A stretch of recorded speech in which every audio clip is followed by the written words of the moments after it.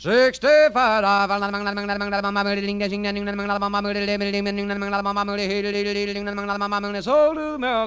The Jack Benny Program, transcribed, presented by Lucky Strike. Be happy, go lucky, be happy, go lucky strike, be happy, go lucky strike today. A flying saucer came to Earth, so ends a mystery. For out jumped 20 men who said smoke LSMFT.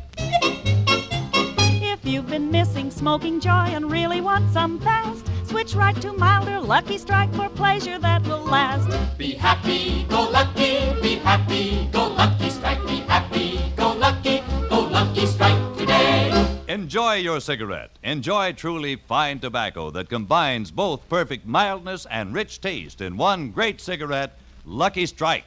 For only fine tobacco gives you both perfect mildness and rich taste. And LSMFT, Lucky Strike means fine tobacco.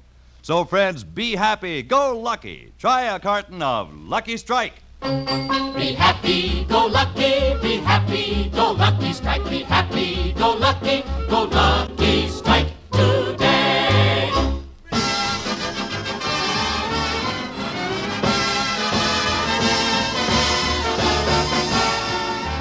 The Lucky Strike program starring Jack Benny with Mary Livingston, Phil Harris, Rochester, Dennis Day, and yours truly, Don Wilson.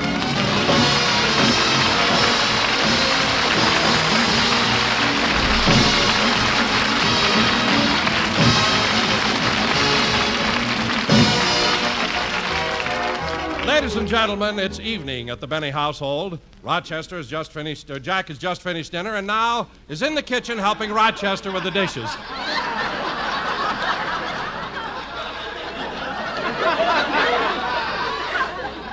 You enjoy your dinner, Rochester?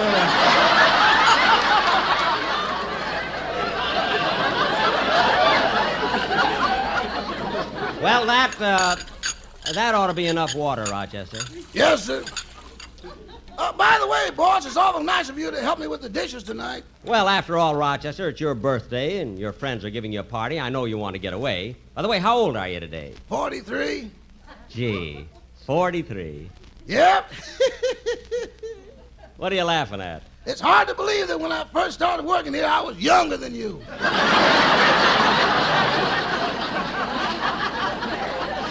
Yeah. Now, hand me the silver and I'll dry it. Here you are. Say, boss, you've got some new silverware, haven't you? What do you mean? Well, look at this fork. On the back it says Romanovs. Oh, well, that's a family heirloom given to me by my Aunt Harriet. Harriet Romanoff. Oh. Well, what about this spoon here? It says Chasen's. Oh, I got that from another aunt of mine, Matilda Chasen. Yeah. Oh. Say, boss, this fork here, was that given to you by... No, I'm not going to ask you. What? I know you haven't got an aunt named Pig and Whistle.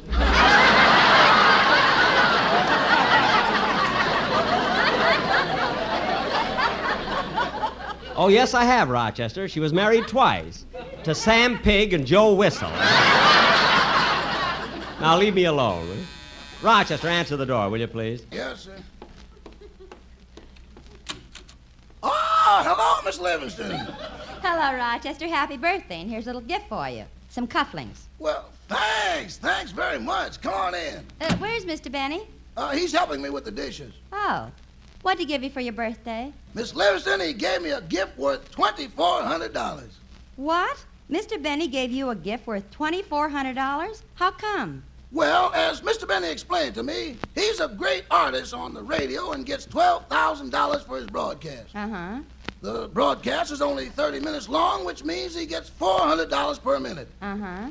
And by giving me 6 minutes of his time to help me with the dishes, I'm getting the equivalent of $2,400. What?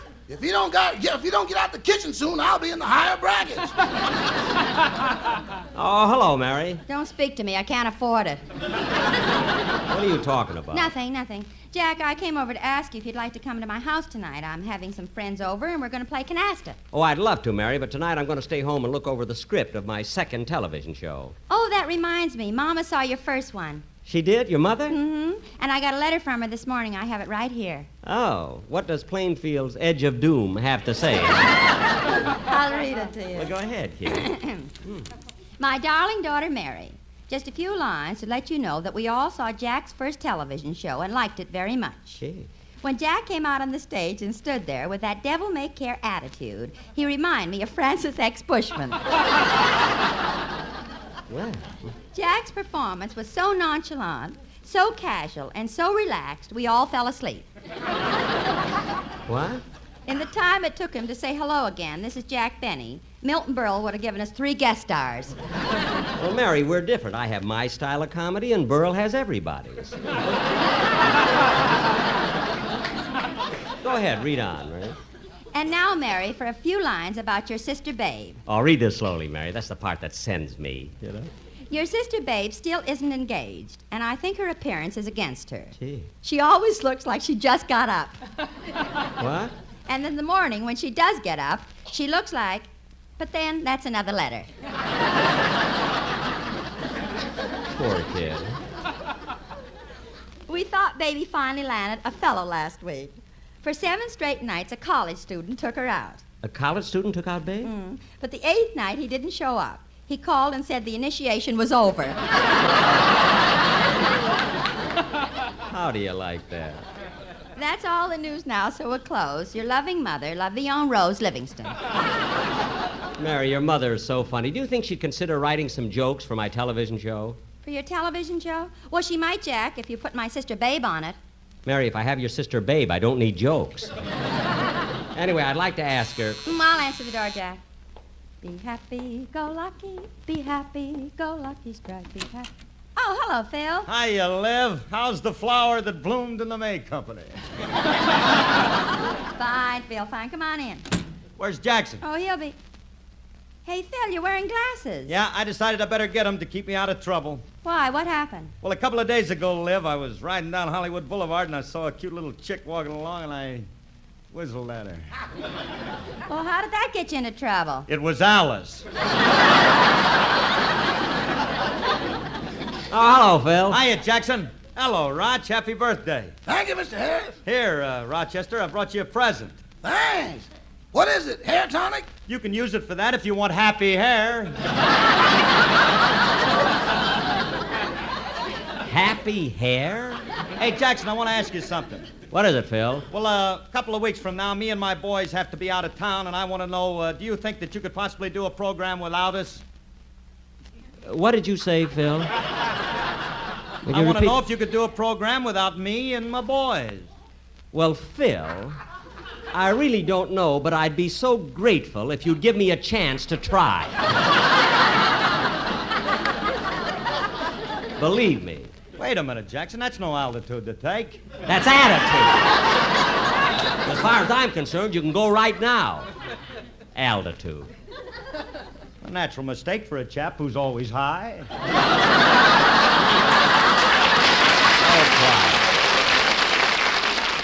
Now, look, Phil, where's this place that you and the boys may have to play? Well, Jackson, we may be invited to play at the formal opening of a new incinerator that burns all the fish heads at Pismo Beach.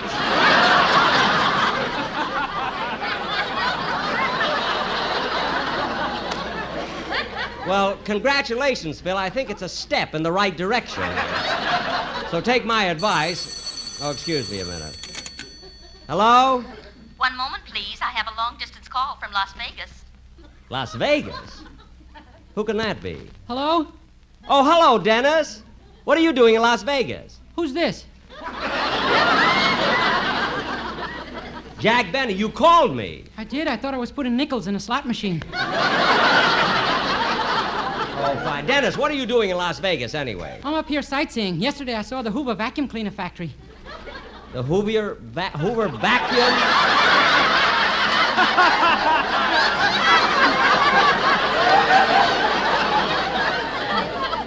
Hoovier? Did I say Hoovier? Remember our old president, Herbert Hoovier? No, that's Herbert Heaver.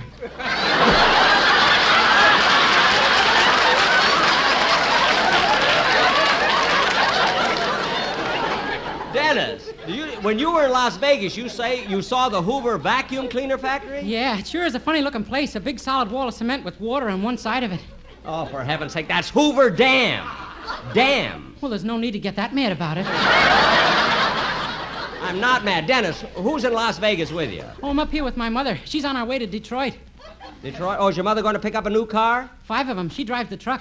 Now, stop that. I know you called up just to have some fun with me. You're not even in Las Vegas. Oh, yes, I am in Las Vegas. No, you're not. I'm sorry, sir, but your 3 lemons are up. What? Now what do you got to say? Nothing, believe me. Goodbye, Dennis. Goodbye. Mr. Day, Yes, operator. you're my favorite singer. Would you sing a song for me over the phone? Sure. Lucky for you, I walked into a phone booth that had a piano.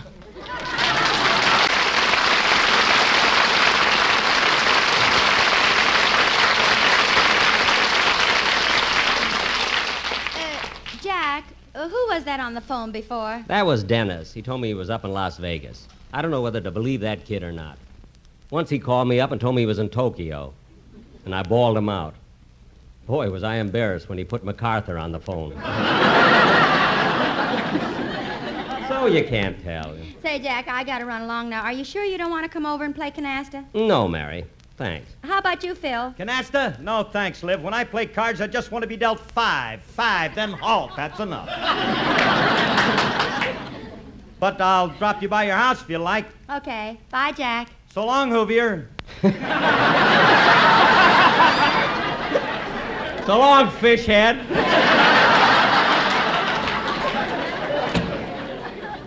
Be happy, go lucky, be happy. Say, Rochester, Yes, boss. you can have the evening off if you...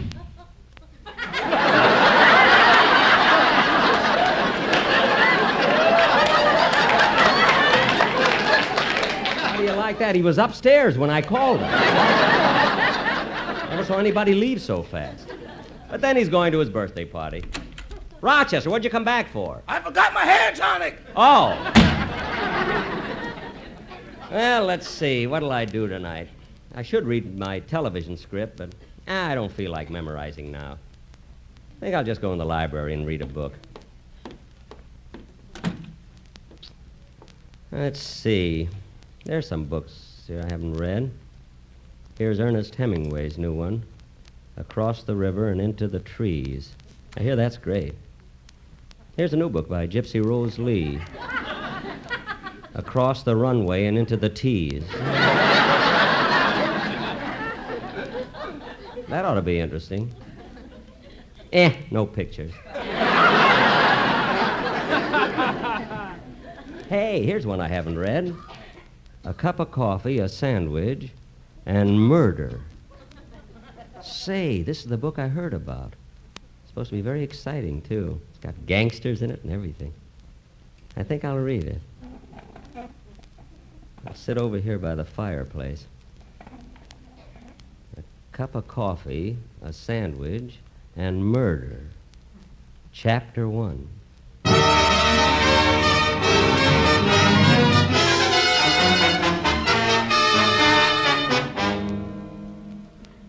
Although my story is an unusual one, it all took place in a typical American town.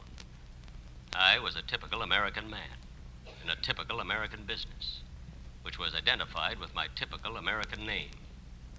I remember the day they put up the sign, Gundlefinger's Lunchroom. Yes, that's me, Charlie Gundlefinger.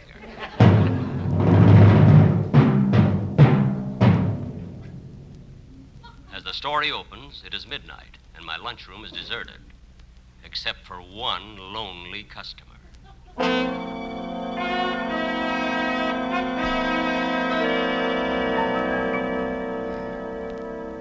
Yeah, it sure is a dreary night tonight, Curly. I wish I could close up and go home.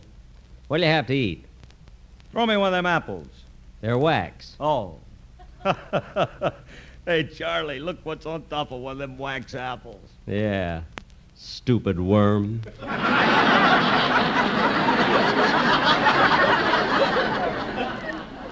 Come on, Curly, I want to go home. What'll you have to eat? I don't know. What do you got? Well, how'd you like some squaw baked in wine? Nah. Have you got any ham hocks? Stewed in bourbon? No, we're all out of ham hocks. Good. Just bring me the juice. Okay. Say, Curly, next week when you come in here, you won't know this lunchroom. It's going to be real ritzy. New curtains and drapes and rugs on the floor. Nice new lampshades and everything. It's about time this joint looks like an old incinerator at Pismo Beach. Don't worry, I'm going to fix everything. In fact, I've already hired the interior decorators. Say, Curly, hurry up and finish eating, will you? It's such a nasty night, I want to close up and go home. I'll be through in a minute. How about a napkin? Use the drapes. I'm going to get new ones anyway. Yes, sir, I can just see the way this place is going to... What's the matter, Charlie? What are you staring at? I was staring out the window. Two guys had just stepped off the curb and were crossing the street. I'd never seen them before. They looked tough, very tough. One of them looked exactly like Richard Widmark, courtesy of 20th Century Fox. They were coming this way.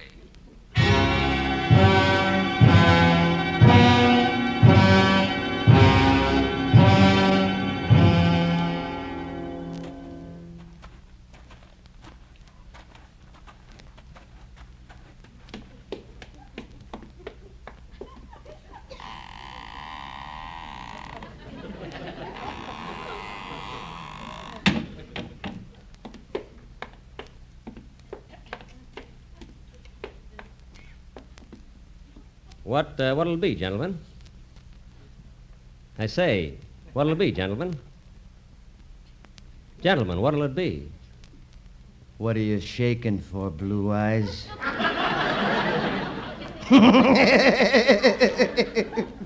It ain't cold in here.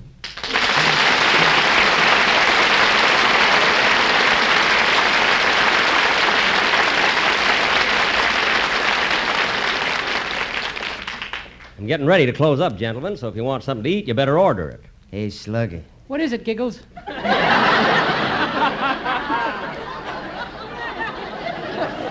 Hoovier is in a hurry. Maybe we ought to slow him down. Yeah, down. Now, look, gentlemen, I don't want no trouble. What'll you have? You can have some ham and eggs or some corned beef hash or a mixed green salad. Ouch! Why did you slap me? I don't like salads. You don't? No. He thought he would antagonize me by blowing smoke in my face. But he was wrong. I liked it. He was smoking a Lucky Strike. Made of that fine, that light, that naturally mild tobacco. LSMFT. LSMFT. Lucky Strike means fine tobacco.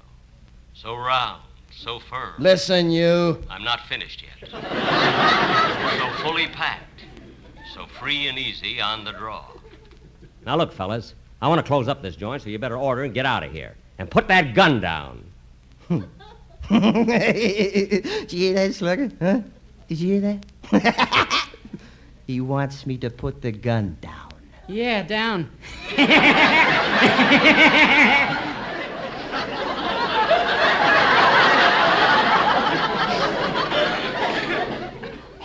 I was in a spot. The taller one was 5'10" and sinister. The shorter one was 5'6" and crazy. But crazy or not, he was a neat dresser. He even had a carnation in the hole in his head. In desperation, I looked toward my only customer, Curly, but he was no help. He was lying there under the table. I had put too much seasoning in the ham hock.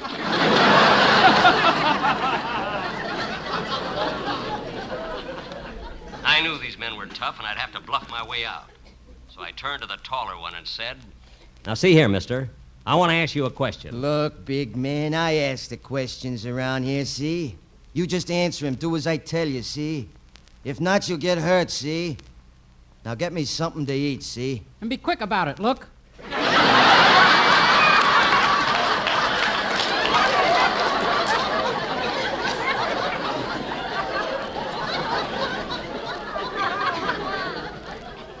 Look? Where?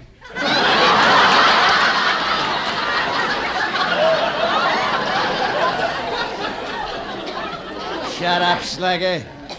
Now look, big man, I asked you to get me something to eat. Well, it's about time. You know, I have the reputation of serving the tastiest food in town. Oh, you do, huh? Okay, I'll make you a deal. If your food is as good as you say it is, we'll scram.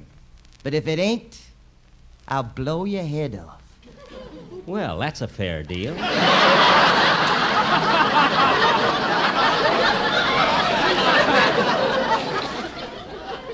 What'll you have? Throw me one of them apples. When he asked for one of those wax apples, I knew I was in trouble. His crazy pal had eaten them all. I was afraid to look for the worm. Well, I'm waiting. I'm sorry, but wait a minute. What are you reaching in your back pocket for? To get my handkerchief. Your handkerchief? Yeah. You must have a bad cold. Yeah, I just took those shots for it. Oh, Giggles, no wonder you was a panic in the streets. Now, look, I know what you guys want. You're a couple of gangsters. You're here to hold me up. Did you hear that, Slugger? The big man thinks we're here to hold him up. Yeah, up. Well, you got us wrong, Blue Eyes. We come in here to talk business with you. Business? With me? Yeah. We heard you're gonna get this dump redecorated. Yes, I am. What's that got to do with you? Well, we want to know something. What? Who you getting your chintz from?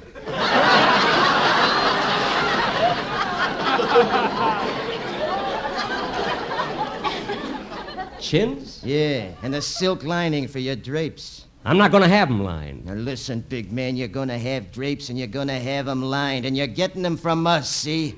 Now look, fellas, you can't come in here and intimidate me. I'm going to call the police. Okay, Blue Eyes. Go ahead, call the police. Well, I would, but I don't know the number. Oh, you don't know the number, huh?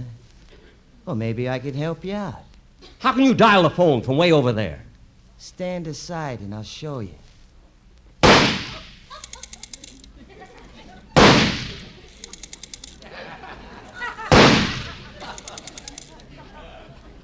Information.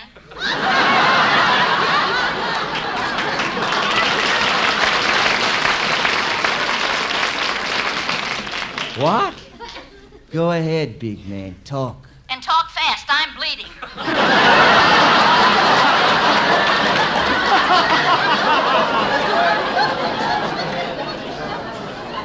Well, I'm not afraid of you guys anymore. You took 3 shots before and 3 shots now. You're out of bullets. I've got my gun, see? Come on, up with your hands, both of you. Ah, you want to shoot it out, eh? Okay, hand me your gun, Slugger. Here you are. Now take that. No, not that one, your real gun. Oh, no, you don't. I got you guys covered. Take that. No! You got me, Slugger. You got me. I'm dying, Slugger. I knew the day would come. I knew I couldn't get away with it. Oh, everything's getting dark. I can't see. I'm dying, Slugger. He gave me the kiss of death. And now there's no way out. Goodbye, Slugger. I'm dying. Dying. Dying. Well, fall down, you big ham.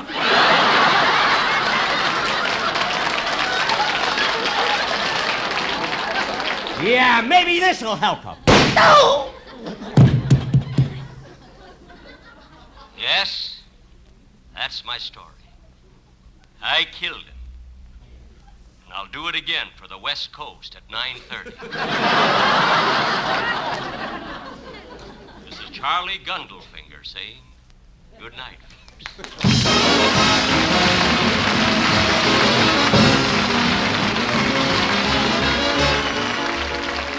Ladies and gentlemen, the United States Treasury Department is conducting an intensified drive to sell more United States savings bonds. It's a terrific opportunity for you to create financial security and independence. If you haven't been buying savings bonds regularly, start now. Put more opportunity in your future. Invest in United States savings bonds. Thank you. Jack will be back in just a moment, but first, everybody be happy, go lucky, and let's visit a happy wedding party. Be happy, go lucky, go lucky strike. Be happy, go lucky strike today. The bride and groom smoked Lucky Strike, so we filled up their carriage, for mildness and rich taste combined to make a lucky marriage. We gave a shower for the bride, and we are proud to boast the packs of Luckies that we brought are what she wanted most. Be happy, go lucky strike. Be happy, go lucky strike today. Yes, light up a Lucky and enjoy the happy blending of perfect mildness and rich taste combined in one great cigarette, Lucky Strike. Perfect mildness? Remember, scientific tests confirmed by 3 independent consulting laboratories prove Lucky Strike is milder than any other principal brand. And you always get the full, rich taste of fine tobacco, too, because LSMFT, Lucky Strike means fine tobacco. So be happy, go lucky. Try a carton of Lucky Strike. Be happy, go lucky strike. Be happy, go lucky strike today.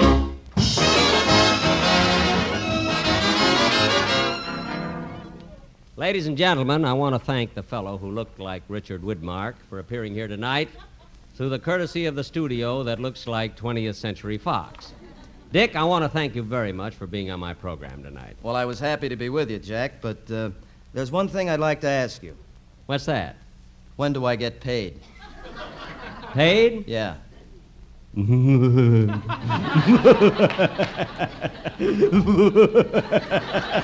Good night, folks.